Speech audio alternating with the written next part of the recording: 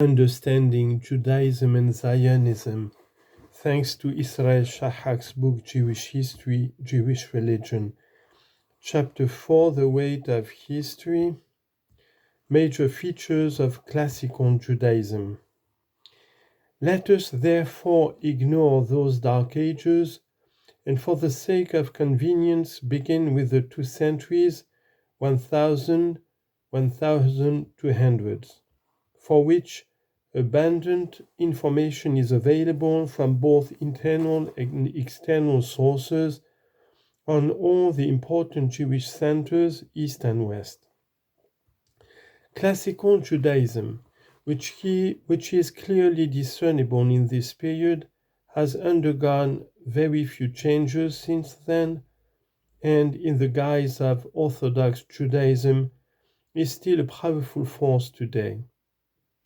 How can that classical Judaism be characterized, and what are the social differences distinguishing it from earlier phases of Judaism?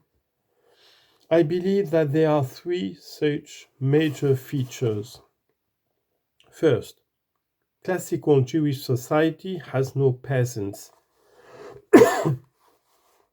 and in this it differs profoundly from earlier Jewish societies in the 2 centers, Palestine and Mesopotamia. It is difficult for us in modern times to understand what this means.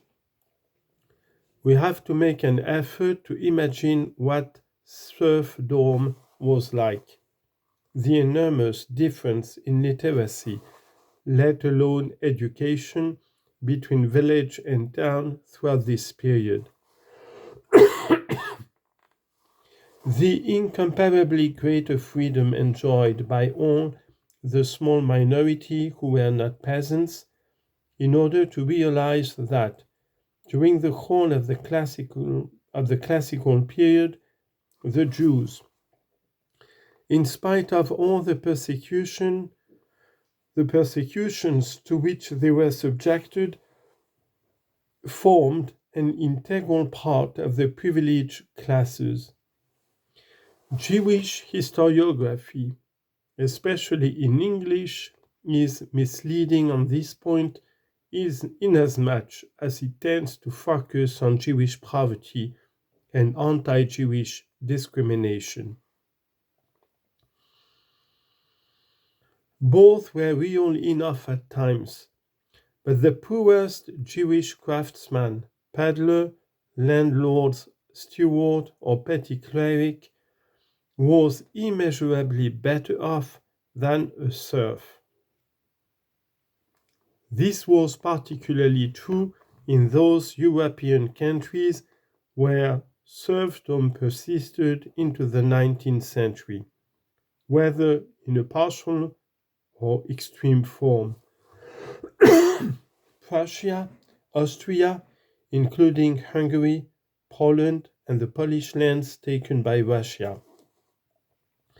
And it is not without significance that, prior to the beginning of the great Jewish migration of modern times, around 1880, a large majority of all Jews were living in those areas, and that their most important social function there was to mediate the oppression of the peasants on behalf of the nobility and the crown. Everywhere, classical Judaism developed hatred and contempt for agriculture as an occupation and for peasants as a class, even more than for other Gentiles, a hatred of which I know no parallel in other societies. This is immediately apparent to anyone who is familiar with the Yiddish or Hebrew literature in the 19th and 20th centuries.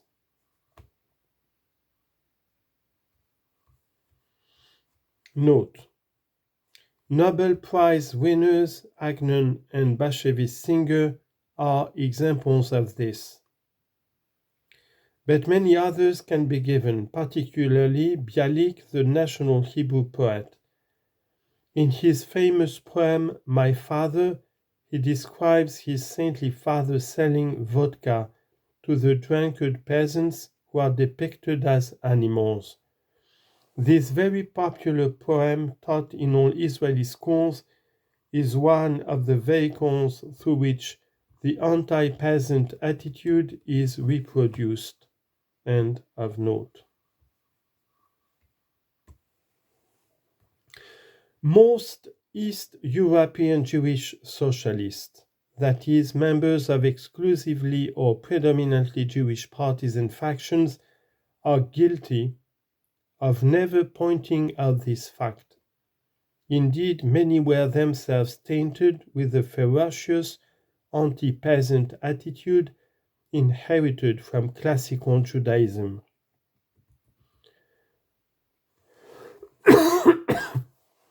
Of course, Zionist socialists were the worst in this respect, but others, such as the Bund, were not much better. A typical example is their opposition to the formation of peasant cooperatives promoted by the Catholic clergy on the ground that this was an act of anti-Semitism. This attitude is by no means dead even now.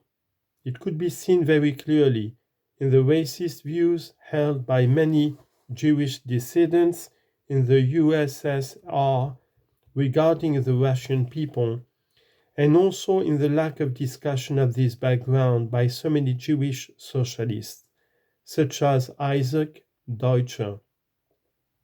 The whole racist propaganda on the theme of the supposed superiority of Jewish morality and intellect, in which many Jewish socialists were prominent, is bound up with a lack of sensitivity for the suffering of that major part of humanity who were especially oppressed during the last 1,000 years, the peasants. Second, classical Jewish society was particularly dependent on kings or on nobles with royal powers. In the next chapter, we discuss various Jewish laws directed against Gentiles, and in particular, laws which command Jews to revile Gentiles and refrain from praising them or their customs. These laws allow one and only one exception: a Gentile king or a locally powerful magnate, in Hebrew, paritz, in Yiddish, puretz. A king is praised and prayed for, and he is obeyed not only in most civil matters, but also in some religious ones. As we shall see, Jewish doctors, who are in general forbidden to save the lives of ordinary Gentiles on the Sabbath, are commanded to do their utmost in healing magnates and rulers. This partly explains why kings and noblemen, popes and bishops often employed Jewish physicians. But not only physicians. Jewish tax and customs collectors, or in Eastern Europe, bailiffs or of mainers, could be depended upon to do their utmost for the king or baron in a way that a Christian could not always be. The legal status of a Jewish community in the period of classical Judaism was normally based on a privilege, a charter granted by a king or prince, or, in Poland, after the 16th century, by a powerful nobleman to the Jewish community, and conferring on it the rights of autonomy, that is, investing the rabbis with the power to dictate to the other Jews. An important part of such privileges, going as far back as the late Roman Empire, is the creation of a Jewish clerical estate which, exactly like the Christian clergy in medieval times, is exempt from paying taxes to the sovereign and is allowed to impose taxes on the people under its control, the Jews, for its own benefit.